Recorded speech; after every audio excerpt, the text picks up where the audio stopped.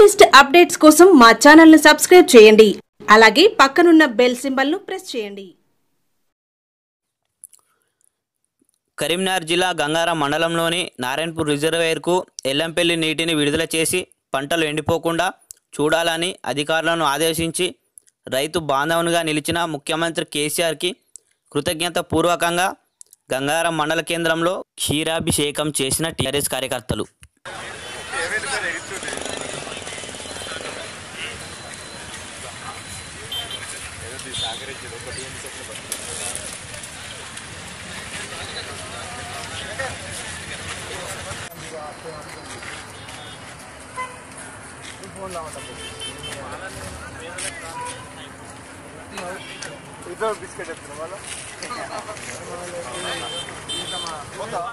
మధురనగర్ ఎక్స్లో కేసీఆర్ గారికి పాలాభిషేకం చేయడం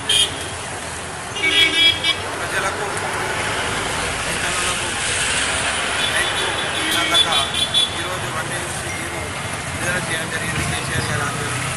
కేసీఆర్ గారి ఆదేశాల మేరకు ఎమ్మెల్యే గారైన దాన్ని స్పందించి నీరు విడుదల చేయించారు. దీనికి కొన్ని రాజకీయ పార్టీలు జరుగుతుందని తెలుసుకొని ముందు జాగ్రత్తగా ధర్నాలను చేయడం జరిగింది. వాళ్ళు దొంగతనంగా తెలుసుకొని మరి ఇలాంటి ధర్నాలు చేయడం ఇకనైనా మానుకోండి. రైతులు కేసీఆర్ గారి ప్రజలు గుర్తించి ఇక నుంచైనా అది నెలకు నీళ్లు వస్తాయి, వేరే దొంగ పార్టీలు ఏమైనా నమ్మకుండా కేసీఆర్ గారికి రైతులకు ఏంటంటే ఎప్పుడు ఉంటాడు. కాబట్టి కేసీఆర్ గారు నీళ్లు విడేసినందుకు చాలా ఆనందం. ఈరోజు నియోజకవర్గం గంగారం వ్యవస్థలు సీఎం కేసీఆర్ గారికి పరిశీలించడానికి పాలాభిషేకం చేయడం జరిగింది. ఎలక్షన్ల కన్నా ముందు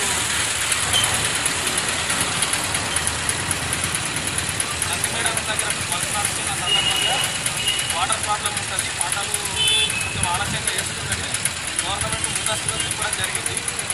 అయినా కొన్ని కారణాల వల్ల రైతులు అందరూ పంటలు జరిగింది. వారికి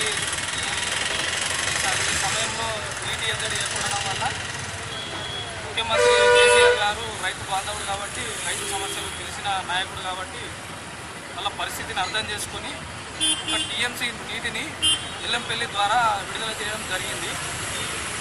దానికి వాళ్ళ చొప్పాడి నియోజకవర్గం గంగారం మండలం ఉన్న రైతులందరూ హర్షం వ్యక్తం చేస్తున్నారు. మా రైతులందరి పక్షాన మేము ముఖ్యమంత్రి కేసీఆర్ గారికి ధన్యవాదాలు తెలియజేసుకుంటున్నాము. చేయడంలో ముఖ్య పాత్ర పోషించిన మన పార్లమెంటు సభ్యులు బోయినపల్లి వినోద్ కుమార్ గారు మరియు చొప్పదండి నియోజకవర్గ ఎమ్మెల్యే సుఖ్య రవిశంకర్ అన్న గారికి చొప్పదండి నియోజకవర్గ కావచ్చు ప్రజాలోకం అంతా రుణపడి ఉంటాము. రానున్న పార్లమెంటు ఎన్నికల్లో చొప్పదండి నియోజకవర్గం నుంచి మనకు భారీ మెజార్టీ ఇస్తామని చెప్పి ఈ పత్రిక ద్వారా మేము తెలియజేస్తున్నాము. జై తెలంగాణ, జై కేసీఆర్.